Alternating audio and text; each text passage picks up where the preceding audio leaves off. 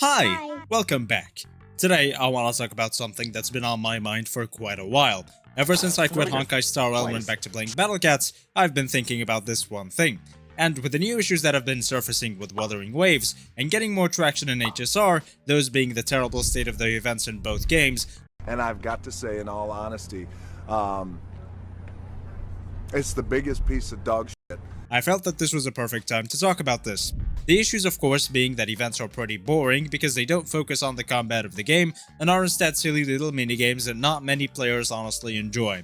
Of course, as a gameplay first type of guy, trademark, I am one to want to play the combat in a combat game, and so when I have to instead play Candy Crush with an HSR reskin, I don't have much fun. Combat events in these games, I feel, are mandatory, not just optional, and they bring a lot of player retention as well. The 2.4 Banners Never Fall event in Wuthering Waves, as well as coincidentally the 2.4 War Dance event in Honkai Star Rail, as well as the old Simulated Universe expansions, all had players spending a very long time on each game, but for some reason, that just stopped. The casual player base usually goes for the same argument against this, that maybe after a long day not everyone wants to sweat to get the gacha currency they need, but honestly, if you're having trouble in combat events... Also, they don't take any longer time than minigame events. I mean, the dumb tower defense event Wuthering Waves took like 20 to 30 minutes per stage. This combat event situation is also surprisingly something that does not happen in Zenless Zone Zero, at least not that often, especially with their new events in the 2.3 update, which look really good. There are of course some minigames, but as long as there's a good balance that I genuinely don't mind. Not every event has to be a combat event, and not every event has to be a minigame event. So, anyway, what is the situation that's been on my mind? Well, obviously, it's something that stirred back up when the combat event situation came up. It's that gacha games, or at least most gacha games these days, either don't know how to be or don't want to be real games. Really quickly, just for this video, let's define a real game as something you can spend a good amount of time on every day, let's say an hour or two, without actually running out of content to do, like you would eventually in most gacha games these days. There must almost always be a stage to complete and rewards to collect, or at the very least, the amount of content must take a really long time to fully complete, even as a veteran player. In most gacha games these days, running out of content is very easy. It's so easy, in fact, that just a week after every major update, your daily gameplay will just be 10 minutes of farming, then 5 to 10 minutes of doing an event, depending on what the current event is. Of course, this does include games like Zenless Zone Zero that do still have quite a few combat events. Having combat events does not free gacha games of this situation. It's just that not having combat events makes it worse. In Zenless Zone Zero, running out of content will just be a little harder than HSR and Wuthering Waves because combat events actually exist and are pretty high quality. In this video, I want to talk about three main things. First thing is how gacha games aren't acting like real games and why that might be happening.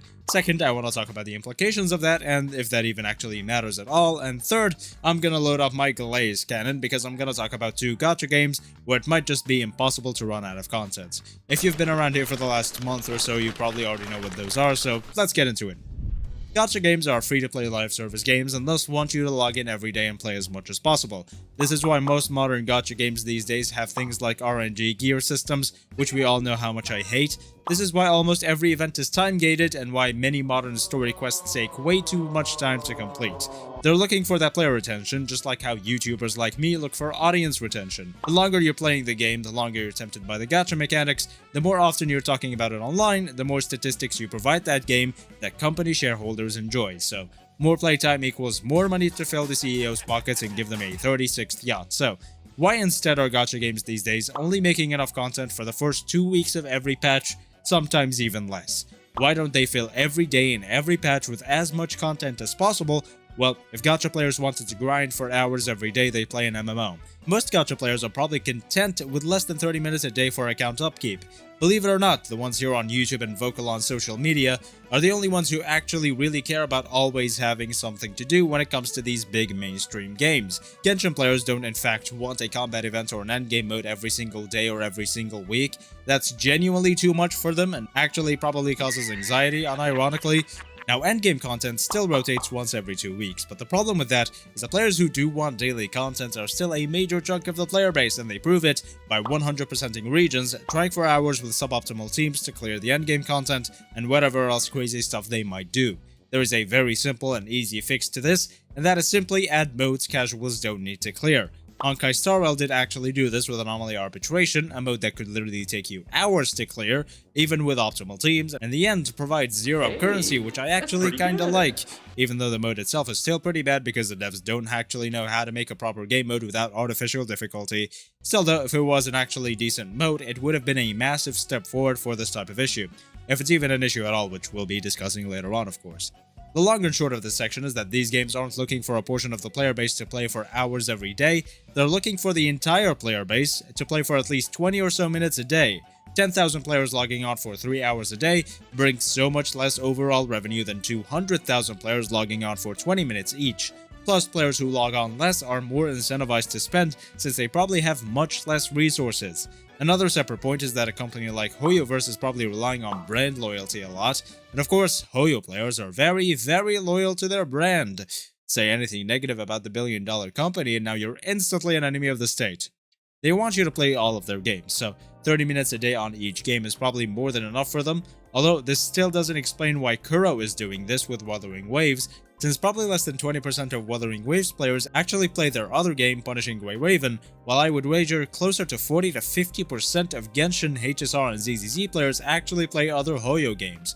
Also, to be completely fair, I don't think Wuthering Waves ever could become a game where there is always content available to do. They could pump out like 4 more modes in the next year or so, but not only do I doubt them actually doing that, but at this point I don't see them making those modes their own thing, and instead they'll probably make them rotate with every other endgame mode and add gacha currency to the rewards, thus restarting the cycle of worrying about the casual player base.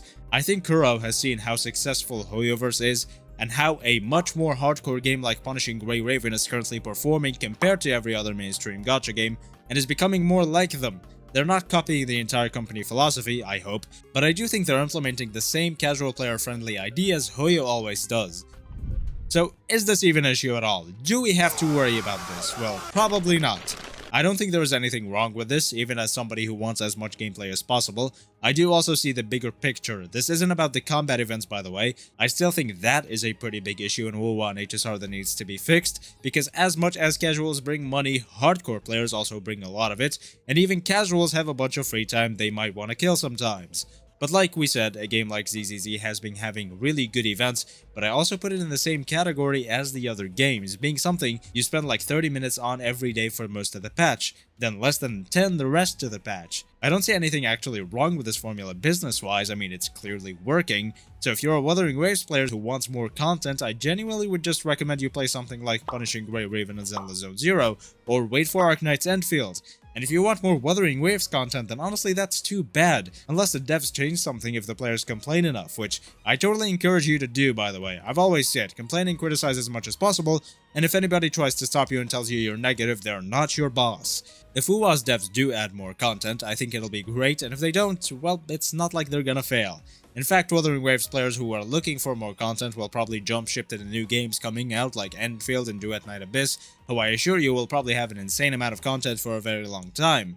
So, in conclusion, there is nothing wrong with these games being side games if you're a person who can enjoy multiple games. If you can only or want to only focus on one game, then criticize it. If it doesn't work, then these games aren't for you. Instead, I recommend you play these 2 gacha games that I would nominate for the title of the best gacha games of all time. As little experience as I have with Arknight, as soon as it came into my space since my friend Mr. Fleur made a video about it, I've been absolutely obsessed with this game, the dev team, and the stuff they've been doing with it, which you can probably tell because at this point I'm glazing it in every short.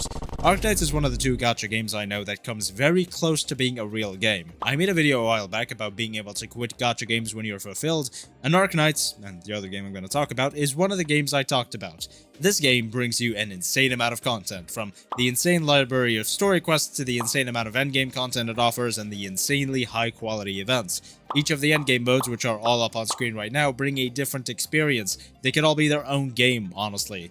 Integrated Strategies, for example, is such an in-depth roguelite mode that I would wager if it was its own Steam game, it would probably be one of the best-selling of all time. The same thing goes for Reclamation Algorithm, which is the most in-depth game mode when it comes to mechanics I've ever seen. The events are also insanely well made, with the new The Masses Travels event having really cool mechanics, and get this, actually having combat that is unique to the rest of the game because of the mechanics. The second game is my favorite gacha game of all time, the Battle Cats. In this game, it might just be completely impossible to actually run out of content. Now, everything in this game actually costs stamina or cat energy, but you also get basically infinite energy because every chapter you complete gives you a leadership point, which you can use to completely refill your energy. So Battle Cats is similar to Arknights in the way that it also has an insane amount of content, and especially endgame content. I've started playing it again after I quit Starwell a few months ago, and I'm still probably only in the early mid-game. Every stage after that is only longer and longer.